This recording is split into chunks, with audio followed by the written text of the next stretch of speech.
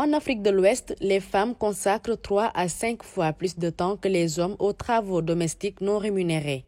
Et la grande majorité de ces femmes utilisant les ressources naturelles pour leurs activités productives sont ainsi exposées aux effets néfastes des fluctuations climatiques. Ces différents obstacles réduisent considérablement leur mobilité et constituent une contrainte majeure pour saisir des opportunités économiques. C'est conscient de cette situation qu'un forum sur l'autonomisation économique des femmes en Afrique de l'Ouest a été initié ce mercredi à Dakar par le CRES, le Consortium pour la recherche économique et sociale et ses partenaires pour permettre aux décideurs et aux chercheurs de partager leur expérience.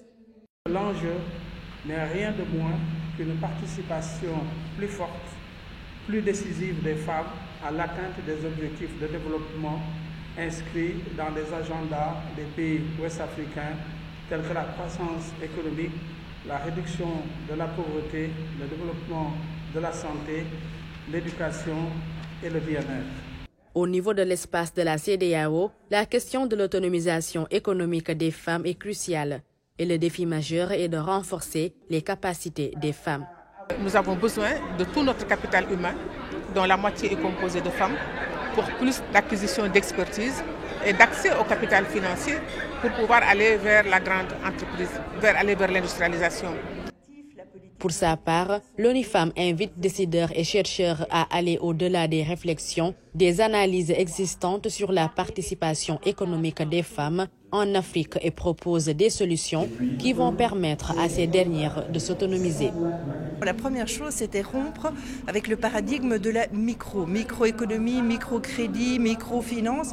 Le petit est un carcan dans lequel finalement nous avons enfermé les femmes pendant trop longtemps. La deuxième chose, c'est effectivement que nous avons encore besoin d'énormément de recherche. Donc investir dans la recherche, surtout sur la participation économique des femmes dans les secteurs émergents et dans les secteurs non traditionnels, comme l'économie verte, l'extractif et autres. Pendant 2 jours, ce colloque de Dakar va instaurer un débat entre différents acteurs publics, privés, communautaires et de la société civile sur la problématique de l'autonomisation des femmes.